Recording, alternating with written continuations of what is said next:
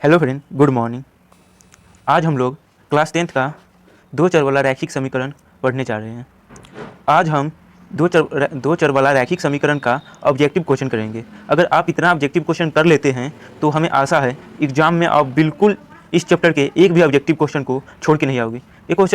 यह चैप्टर बहुत ही ईजी है आप लोगों के लिए, लेकिन कुछ लोग हार्ड समझते हैं। आज हम आप लोगों को ये डाउट खत्म करेंगे। चलिए स्टार्ट करते हैं आज का चैप्टर। पहला क्वेश्चन है, यदि रैखिक समीकरण का युग्म संगत है तब उसके द्वारा निरूपण रेखाएं होता है। निरूपण रेखाएं का संगत किसका किसका होता है? संगत होने का दो केस होता है। पहले हम आपको केस बता देते हैं। पहला केस होता है a1/a2 बराबर b1/b2, ये होता है संगत का। दूसरा केस होता है a1/a2 not equal to b1/b2।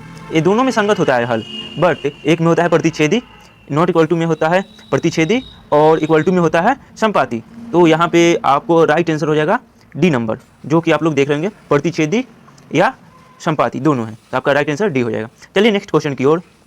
दो चर एक्स वाई में रैखिक समीकरण A X plus B Y plus C बराबर 0 के वास्तविक रेखाओं के समुच्चय में कितने हल होंगे। मतलब पूछे वास्तविक संख्याओं के समुच्चय में कितने हल होंगे, 1 2 3, इनमें से कोई नहीं। आपका राइट आंसर हो जाएगा डी, इनमें से कोई नहीं।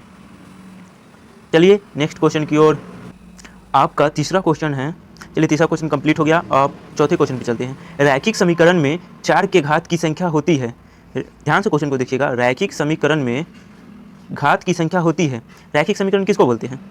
एज हम एग्जाम्पल बताते हैं, A X plus B Y plus C बराबर 0। इसमें घात क्या होती है? जो x के पावर होती है। यहाँ पे जितना हो वो घात हो जाएगा। तो वहाँ की रैखिक समीकरण में कितना घात है? 1 है, तो रैखिक समीकरण का घात हो जाएगा 1। आपका राइट आंसर ए हो जाएगा। चलिए नेक्स्ट क्वेश्चन की ओर। रैखिक समीकरण युग्म 5x प्लस 2y बराबर 16 एवं 7x माइनस 4y बराबर 2 के हल हैं। अब इसके हल निकालने के लिए आपको पता होगा सबसे इजी विधि कौन होता है? लुप्तीकरण विधि। लुप्तीकरण विधि से आप एग्जाम में ऐसे क्वेश्चन को इजीली बना सकते हैं, और खासकर ऑब्जेक्टिव में। चलिए हम आपको लुप्तीकरण विधि नहीं आते हैं तो हम आपको बताते हैं। पहले तो इसको फर्स्ट इक्वेशन प्रो मान लेना है। उसके बाद उसके बाद आपको इक्वेशन 1 इक्वेशन 2 मान लेने के बाद आपको देखना है यहाँ पे 2y है, यहाँ 4y है। दोनों को इक्वल करने के लिए हमें समीकरण 1 में 2 से गुना करना पड़ेगा। चलिए हम करके इस वीडियो में बताते हैं। 10x प्लस 4y बराबर 32, और सेकेंड इक्वेशन को सेम लिख दीजिएगा, 7x minus 4y equal to, यहाँ तो 4y से 4y कट गया तो 10 और 7 17x बराबर 34। यहाँ 2 से 34 कट जाएगा 2 बार में 17 से, तो x बराबर 2। आपको x का मान 2 आ गया है, तो आपका अंदाजा कर लीजिएगा x का मान 0 और x मान, ये दोनों ऑप्शन तो होगा नहीं। ऑप्शन ए नहीं तो बी होगा, क्योंकि x का मान 2 x का मान 2। अब समीकरण 1 में x का मान रखेंगे तो 5 × 2 10 हो जाएगा, और जैसे यहाँ 2y बराबर 16 और 10 माइनस आएगा इधर, क्योंकि इधर प्लस है इधर आएगा तो माइनस में, तो यहाँ कितना बचेगा 6, और y के इंटू में 2 है तो डिवाइड में आएगा तो 3 बार में कटेगा, तो y बराबर 3। आपका राइट आंसर x बराबर 2 y बराबर 3, आपका राइट आंसर ए हो जाएगा। चलिए नेक्स्ट क्वेश्चन की ओर बढ़ते हैं। यदि 3x माइनस 5y बराबर 0 तथा 9x प्लस 5y बराबर 0 तो x y के मान बताएं। ये भी लुप्तीकरण विधि से आप आसानी से बना सकते हैं। जैसे कि हम देखते हैं, यहाँ माइनस 5y और यहाँ 15y, इसमें 3 से गुना करेंगे तो 15y आ जाएगा। तो समीकरण 1 में 3 से गुना करते हैं तो 9x माइनस 15y, 0 में 3 से गुना होगा तो 0, और समीकरण 2 को नहीं करेंगे गुना, तो 9x प्लस 15y बराबर 0। यहाँ 15y से 51 कट गया, 9 18 बराबर 0 हो जाएगा। x को भाग दीजिएगा तो 0 में 18 से भाग दीजिएगा तो 0 ही आ जाएगा, 0 आ जाएगा। x का मान 0 आ गया तो y के समीकरण 1 में x का मान 0 रखिएगा तो ये 0 हो जाएगा। माइनस 5y, सिर्फ माइनस 5y बचेगा बराबर 0।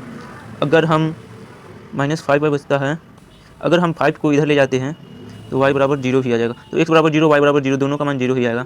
आपका राइट आंसर हो जाएगा बी नंबर। चलिए नेक्स्ट क्वेश्चन की ओर। एक रैखिक समीकरण का घात होगा, एक रैखिक समीकरण का घात क्या होगा? एक रैखिक समीकरण का घात 1 होगा। सिंपल सी बात, आपको ये क्वेश्चन आगे भी बता चुके हैं।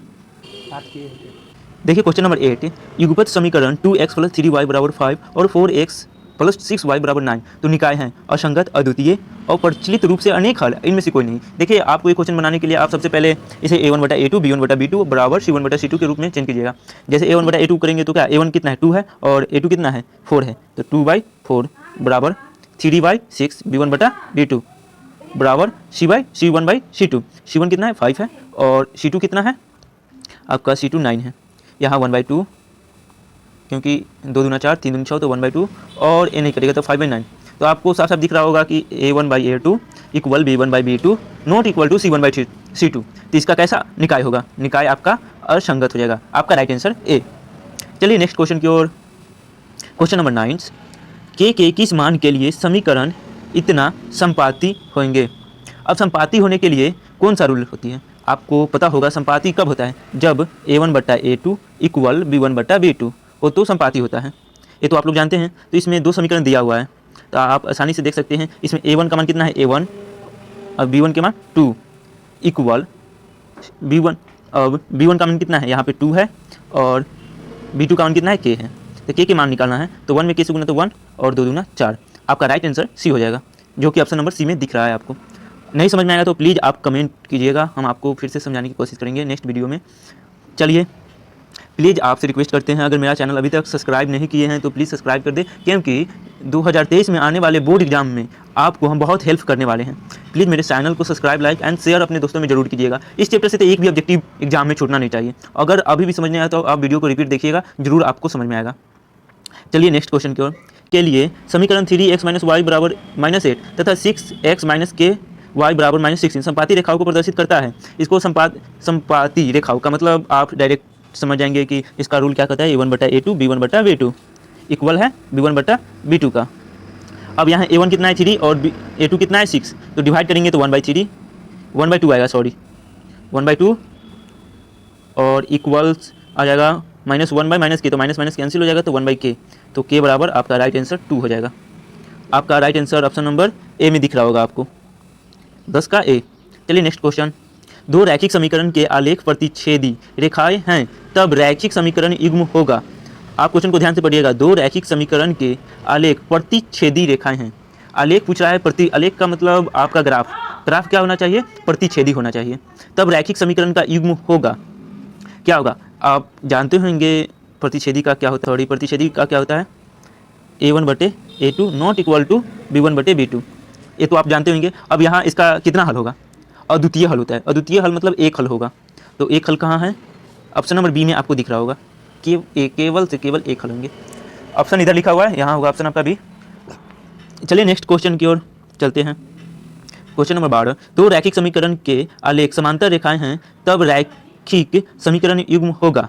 समांतर बोलने के पर क्या होता है आपको डायरेक्ट बताते हैं, a1 बटा a2 बराबर b1 बटा b2 not equal to c1 बटा c2। इसका समांतर क्या होता है, ग्राफ होता है। आलेख का मतलब ग्राफ होगा, ठीक है। तो रैखिक समीकरण युग्म होगा, कोई हल नहीं होगा, एक हल होगा, 2 हल होगा, अनगिनत होगा। आपको पता होगा इसका कोई हल नहीं होगा, क्योंकि समांतर होगा। आप जैसे ग्राफ में देखते होंगे, ये ग्राफ है, एक यहाँ से गया और एक यहाँ से गया, ये दोनों कभी मिलेगा ही नहीं, तो इसका हल कैसे निकलेगा, इसका कोई हल नहीं होगा। आपका राइट आंसर ए हो जाएगा। चलिए नेक्स्ट क्वेश्चन की ओर। समीकरण 3x - y बराबर 5 तथा 6x - 2y बराबर k के कोई हल ना हो। कोई हल किसका नहीं होता है, समांतर होता है जिसका ग्राफ या हल उसका कैसा हो, असंगत हो। तो इसमें बोलता है के हल ना हो, तो के का मान पूछ रहा है सर, के इक्वल टू क्या होगा, तो हम आसानी से निकाल सकते हैं b1 बटे b2 not equal to c1 बटे c2 से। तो b1 कितना ले लें हम, b1 1 बाई b2 कितना होगा -2 नोट, सॉरी चल नहीं रहा, यह इक्वल हो जाएगा c1 कितना है 5/k नोट इक्वल है, तो माइनस कैंसिल हो जाएगा और k बराबर हो जाएगा नोट इक्वल टू 10 प्लस 10 होगा। आपका right answer option number C में दिख रहा हो। कोई भी डाउट हो तो आप कमेंट में जरूर कीजिएगा। चलिए नेक्स्ट क्वेश्चन के। 2 चर एक्स वाई में रैखिक समीकरण ax + by + c बराबर 0 के कितने अधिकतम हल संभव है। अधिकतम कितने हल संभव है, रैखिक समीकरण के कितने अधिकतम हल। रैखिक समीकरण का एक हल होगा, एक। 2 चर एक्स वाई में रैखिक समीकरण ax + by + c बराबर 0 के कितने अधिकतम हल संभव है। तो रैखिक समय में 2 चर वाले एक्स वाई समीकरण है, तो यहाँ तो आप कॉन्स्टेंट जानते होंगे, तो यहाँ एक्स वाई की जगह कोई मानो तो इसका अनेक हल संभव है, तो ऑप्शन नंबर आपको सी में दिख रहा होगा। चलिए नेक्स्ट क्वेश्चन की ओर। समीकरण युग्म 2x प्लस 3y बराबर 5 तथा 4x प्लस 6y बराबर 15 का हल है। अब इसके हल निकालने के लिए आपको वही रूल्स फॉलो करने पड़ेगा। a1/a1 a1/a2 plus equals b1/b2 equals c1/c2। चलिए हम उस रूल पे इसको बैठाते हैं। a1 का मान कितना है 2 है, a2 का मान कितना है 4 है, तो 1/2 आ जाएगा इक्वल 3/6, तो 1/2 आ जाएगा इक्वल 5/15, तो 1/3 आ जाएगा। तो आपको दिख रहा होगा नोट इक्वल हो गया a1/a2 equal b1/b2 equals not equal to c1/c2। तो आपको पता होगा कौन सा हल होना चाहिए, इसका कोई हल नहीं होता है। आपका राइट आंसर सी हो जाएगा। यदि रैखिक समीकरण का युग्म असंगत हो तो उसे निरूपण करने वाली रेखाएं कौन होगी? ये तो हम कितनी बार बता चुके हैं, समांतर होंगे। चलिए next question. 2x plus 3y बराबर 11 और 2x माइनस 4y बराबर 24 के हल हैं। इसको हल करने के लिए आप लुप्तीकरण विधि यूज कर सकते हैं, जैसे हम करके बताते हैं फास्ट में। यहाँ पे 3 है, यहाँ 4 है, तो आपको समीकरण 1 में 4 से गुना करनी पड़ेगा और समीकरण 2 में 3 से, तो आपका कर जाएगा। जैसे समीकरण 1 में 4 से करते हैं तो 8x प्लस 12y बराबर 44, और इसमें 3 से करेंगे तो 6x माइनस 12y इक्वल 72। आप 24 में 3 से गुना कीजिएगा तो 72 आएगा। गुना करके देख लीजिएगा, यहाँ कैंसिल हो गया और यहाँ पे 14x इक्वल्स यहाँ तो पॉजिटिव है और यहाँ नेगेटिव है, तो यहाँ पे घट के कितना आएगा, यहाँ पे आपको सॉरी हम बताना भूल गए, आप कैलकुलेशन कर लीजिएगा, वहाँ से आपको आंसर मिल जाएगा 17 का आंसर, आपका 17 का आंसर डी हो जाएगा। सॉरी हम कैलकुलेशन करना पाए, ज़्यादा टाइम हो जाएगा, लंबी वीडियो फिर से कैलकुलेशन करेंगे तो इसलिए हम वहाँ छोड़ रहे हैं, आप कर लीजिएगा। चलिए नेक्स्ट क्वेश्चन की ओर। के किस मान के लिए समीकरण निकाय 4x प्लस के वाई बराबर 6 और 2x माइनस 4y बराबर 3 के अनगिनत हल होंगे? अनगिनत हल किनका होता है? जिनका हल कैसा हो, संगत हो और ग्राफ संपाती हो। तो इसका रूल दिया हुआ रूल पता होगा। अब निकालते हैं। अनगिनत हल होने के लिए a1/a2 इक्वल टू b1/b2 होना चाहिए, और यहाँ अनगिनत बता दिए हैं, तो के मान निकालने तो आसानी से निकल जाएगा। a1/a2 तो a के मान 4 है और a2 का मान 2 है, तो सिंपल सी आपकी हो जाएगी a1 2 इक्वल टू b1 का मान k है और b2 का मान -4 है, तो k इक्वल टू माइनस के डिवाइड में लिख सकते हैं भाग में -4, और k बराबर आ जाएगा -8। आपका राइट आंसर बी। चलिए नेक्स्ट क्वेश्चन की ओर। समीकरण निकाय 5x माइनस 3y प्लस 2 बराबर इक्वल 0 और 6x प्लस 2y माइनस 2 बराबर 0 का किस प्रकार का हल संभव है? आपको हल पूछे तो डायरेक्ट आप a1/a2 b1/b2 c1/c2 इक्वल करके निकाल लीजिएगा, जैसे हम निकाल के बताते हैं। ऐसे थोड़ा लेट ही होगा, हम सब कुछ करके बताएंगे। आपको सिर्फ देख लेना है एक बार वीडियो, आपको खुद ब खुद याद हो जाएगा कैसे क्या होता है। क्वेश्चन देखते ही आप आंसर मार दीजिएगा। आपका a1/a2 हो जाएगा तो 5/6 इक्वल्स -3/y के मान यहाँ 1 है तो 1, और इक्वल्स c का मान कितना है -2 हो जाएगा, डिवाइड में कीजिएगा, इधर +2 हो जाएगा तो -1 हो जाएगा c का मान। तो यहाँ किसी का मान मैच नहीं कर रहा है, अप्रॉक्स किसी का मान मैच नहीं कर रहा है, हल संभव ही नहीं है इसका।